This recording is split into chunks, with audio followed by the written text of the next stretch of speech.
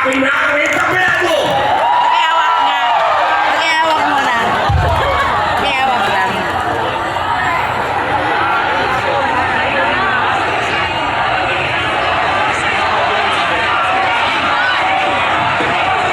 Salamat mga kapatid. Akala ko, baby amoy! Baby amoy! Baby amoy! Salamat mga tol. Baka ikakulong-kulong yan. Ako po ay nakikiisa sa inyo. We are one! We are one! We are one!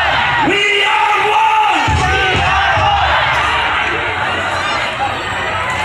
Bagamat English yan, we are one! Sigurado ko yung mga basher ko sasabihin yan, hindi naman na naiintindihan yung we are one. Alam niyo po, wala pa po akong nakilalang isang disenteng tao na katulad ni Caro Dante Marcoleta. Yan ho ang isang senador na napaka-humble. Hindi kailanman ipinag-iabang na siya ay abogado. Marami kaming kasama, abogado! Abogado! Abogado! Abogado! Abogado! Abogado! Ano abogago? Alam niyo, si Caro Dante, Assalamualaikum, sister. Si Caro Dante kapag nagpapaliwanag ng batas, naiintindihan ng lahat. Kaya pinipilit siyang pigilan. Papayag pa tayong pigilan si Caro Dante.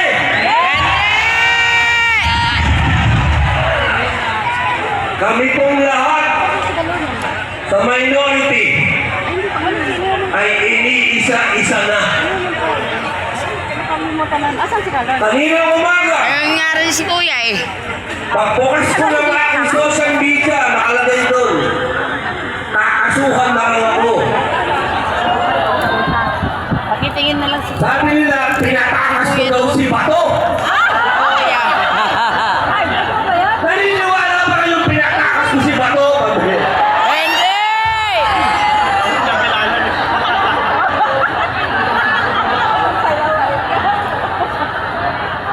Paano?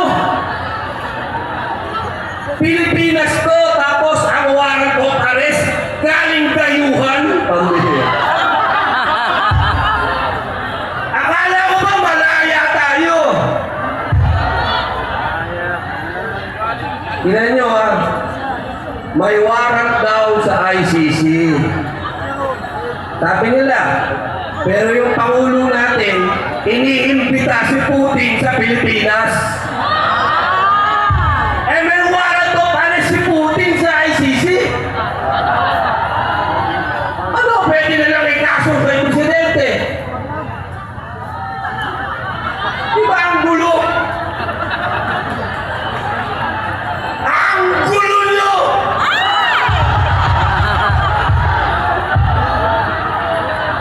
Ano ibig nilang sabihin? Pag dumating dito si Vladimir Putin,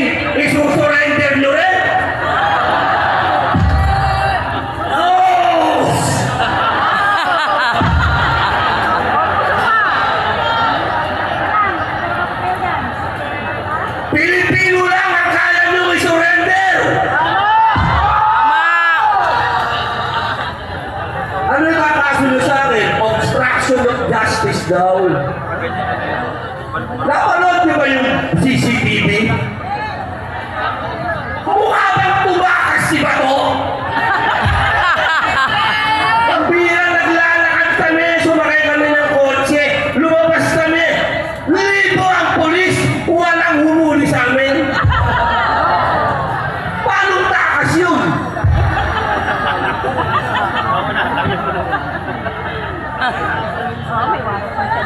Ang tawag doon, lokohan!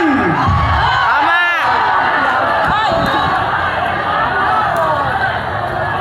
Lokohan! Lokohan. Lokohan. Lokohan. Lokohan. Lokohan.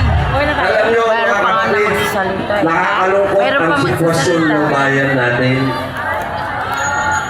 Kaya ang buong sambayan ng Pilipino ay nagpapasalamat sa Iglesia ni Cristo sapagkat hindi kayo nakakalimot sa pagmamahal nyo sa bayan. Patuloy ang pagkigising ninyo. Marami sa ating kababayan, hindi ko alam, sila'y gising. Sila naman ay hirap din. Hindi ko alam kung bakit hindi sila